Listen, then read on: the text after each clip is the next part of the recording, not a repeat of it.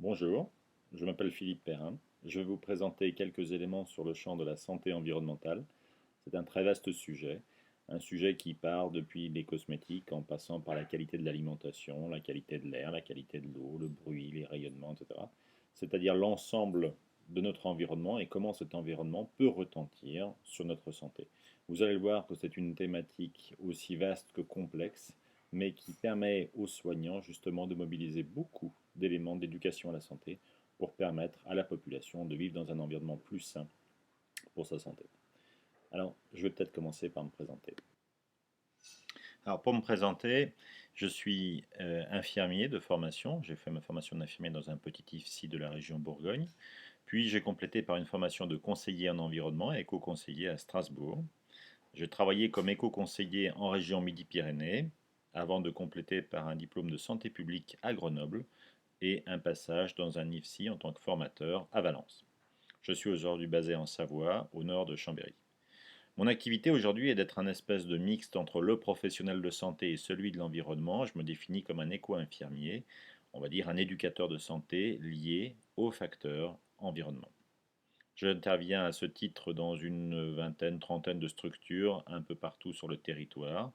Je forme principalement dans ces structures des infirmiers infirmières, des aides-soignants, des sages-femmes, des médecins, des techniciens et ingénieurs sanitaires par exemple, etc. Toute une série de personnes qui intègrent aujourd'hui petit à petit dans le champ de leurs compétences cette thématique. Vous trouverez des éléments d'information complémentaires sur mon site éco-infirmier.fr. Alors, pour illustrer cette initiation à la santé environnementale, on peut déjà par exemple paraphraser un célèbre homme de l'histoire, Hippocrate, qui, il y a 24 siècles de ça, avait déjà fait de l'environnement un élément clé de la santé, puisqu'il disait: on ne peut prétendre guérir un patient sans prendre en considération les influences de son environnement quotidien. Il est à constater aujourd'hui que 24 siècles après cette première prise véritablement en compte de l'environnement, notre système de santé tout entier est bien peu attardé à ces facteurs environnementaux, puisqu'il est aujourd'hui pratiquement intégralement dédié à faire du curatif plutôt que de la prévention. Et il y a notamment un type de population qui est particulièrement dans une évolution défavorable par rapport à la santé, c'est celle des très jeunes enfants. Voici une illustration à travers cette histoire que j'appelle l'histoire du petit Alex, qui, comme toute histoire, commence par il était une fois. On va commencer très très basique, un ovule, un spermatozoïde, un bébé. Un bébé de caractère génital XY, c'est-à-dire un petit garçon. Un petit garçon qui va naître avec tout ce qui est nécessaire à un petit garçon.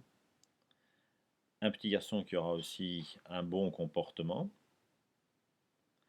Un petit garçon qui aura un appareil respiratoire en bon état, qui n'arrivera à maturité que bien des années après la naissance, avec une peau de bébé si particulière, avec une bonne immunité que l'enfant doit là aussi construire, nourri au meilleur lait, bien évidemment le lait maternel, bref, l'histoire d'un bébé en bonne santé.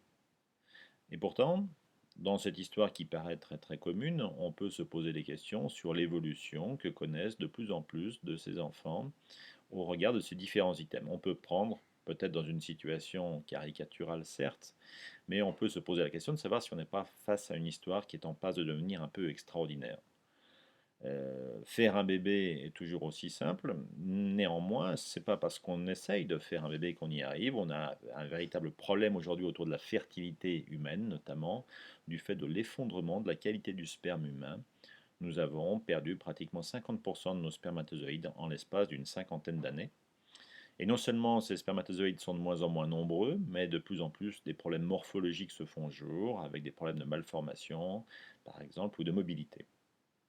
On a une situation assez surprenante aussi, qui est celle de l'inversion du sexe ratio de naissance. Il naît habituellement un peu plus de garçons que de filles, et cette tendance qu'on avait observée depuis de très très nombreux siècles, on a aujourd'hui un début d'inversion du sexe ratio avec carrément des pays où ce sexe ratio est confirmé, l'inversion du sexe ratio est confirmée, avec un plus grand nombre de naissances de petites filles par rapport aux petits garçons. On a aussi des évolutions assez surprenantes sur les malformations de l'appareil génital, de la sphère génitale chez les petits garçons, avec notamment des cryptorchidis, des hypospadias par exemple. On peut associer ça chez les petites filles à une progression assez surprenante, un recul de l'âge de la puberté, avec de plus en plus de fillettes qui font des pubertés précoces. On a de plus en plus d'éléments aussi préoccupants en termes de troubles du comportement, avec une explosion des syndromes autistiques, au-delà des biais épidémiologiques de classement, par exemple, ou de dépistage. On a une véritable forte progression des problèmes, notamment d'autisme, par exemple. Les problèmes respiratoires sont de plus en plus nombreux chez les enfants aussi, avec notamment des problèmes de bronchiolite qui voient leur nombre augmenter très sensiblement. Les problèmes de peau sont de plus en plus nombreux chez ces enfants aussi, des problèmes d'immunité, c'est l'explosion des allergies respiratoires, alimentaires par exemple. On a des éléments très surprenants, on observe dans le lait maternel des contaminants qui sont issus de la synthèse. Même si le lait maternel reste le meilleur aliment pour le bébé, il est clair qu'aujourd'hui, ces traces de contamination posent des questions à terme sur ce qu'il faudrait faire pour réduire cette contamination du lait maternel. On a aussi une progression forte de l'obésité, mais aussi du diabète, notamment du diabète insulinodépendant, le diabète de type 1, avec pratiquement des niveaux épidémiques selon les experts. Et puis, un nombre de cancers de l'enfant qui continue de progresser, un taux d'incidence des cancers de l'enfant qui continue de progresser, avec aujourd'hui en France officiellement un enfant sur 440 qui va faire un cancer avant l'âge de 15 ans. Alors, ces évolutions sont certes préoccupantes, elles devraient mobiliser les pouvoirs publics, elles devraient mobiliser les soignants dans la recherche des causes de ces évolutions, et puis bien sûr dans un travail de prévention autour des facteurs qui seraient mis en évidence. Eh bien, il se trouve que la santé environnementale répond aujourd'hui à l'ensemble de ces questionnements, puisque beaucoup de facteurs liés à cette santé environnementale sont identifiés dans ces évolutions et nécessiteraient aujourd'hui une prise en compte forte de la part des pouvoirs publics, mais aussi des soignants. C'est justement le thème de la santé environnementale.